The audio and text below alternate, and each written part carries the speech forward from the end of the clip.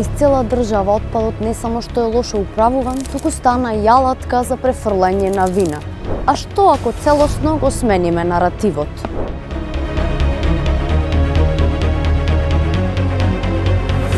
Во земјата се рециклираат помалку од 5% од комуналниот отпад. Сето останато завршува на депонии, на легални, на диви, по ливади, покрај реки.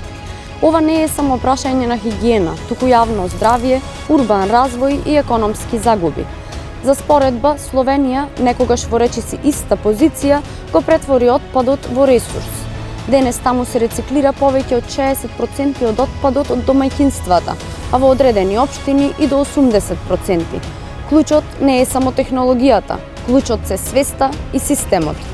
Селекцијата започнува во секое домаќинство, општините финансиски се наградуваат за рециклирањето, а компаниите заработуваат повеќе од преработка отколку од депонирање.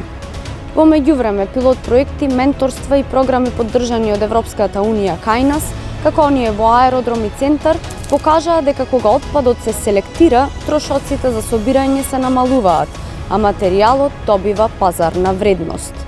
Со други зборови, она што го нарекуваме ѓубре е всушност суровина. Прашањето е дали ќе создадеме систем што ќе ја користи таа суровина или ќе продолжиме да ја закупуваме добивката во земја.